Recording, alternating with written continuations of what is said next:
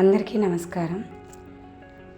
ఈ మధ్య నేను చేసిన మన ఊరి మన గుడి అనే వీడియోలో బాపట్ల జిల్లాలోని శంకరలింగం గుడిపాడులో ఉన్న మాకు వంశపారంపర్యం లభిస్తున్న దేవాలయం గురించి, ఆ దేవాలయ చరిత్ర గురించి, పునర్నిర్మాణ పనుల గురించి, ప్రస్తుతం ఆ ఆలయం ఎదుర్కొన్న సమస్యల గురించి మీతో పంచుకుంటున్నాను. అదేవిధంగా మరి ఈశ్వరేచ్ఛో రామానుగ్రహమో లేదా ఆ దైవ సంకల్పమో తెలియదు, కానీ ప్రస్తుతం మా ఆలయ నిర్మాణ పనులు వేగవంతంగా జరుగుతున్నాయి. అందులో భాగంగా ఈరోజు నూతన ధ్వజస్తంభ ఆగమనం జరిగింది.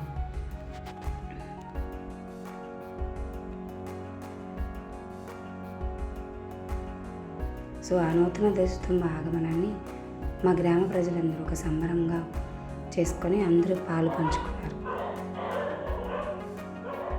అందులోని కొన్ని విశేషాలను మీతో పంచుకోవాలని ఈ వీడియోతో షేర్ చేసుకుంటున్నాను. శ్రీరామ రక్ష సర్వ జగత్ రక్ష. జై శ్రీరామ్, జై జై శ్రీరామ్.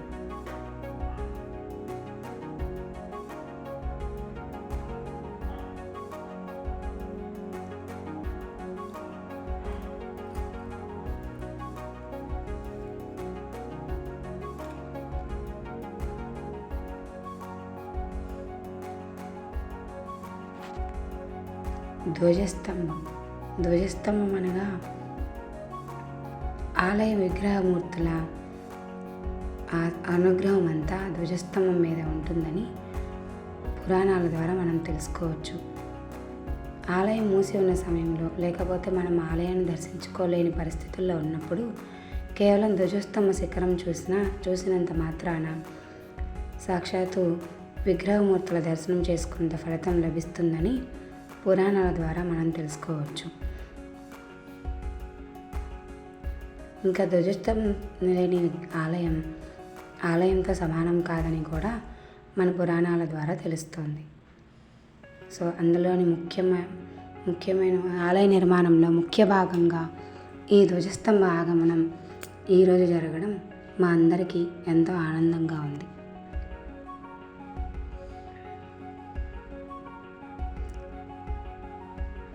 ఈ కార్యక్రమానికి సహకరించిన అందరికీ ధన్యవాదాలు తెలుపుతూ, ఏ ఆటంకం లేకుండా విగ్రహ ప్రతిష్ఠ కూడా ఇంతే సంబరంగా జరగాలని కోరుకుంటూ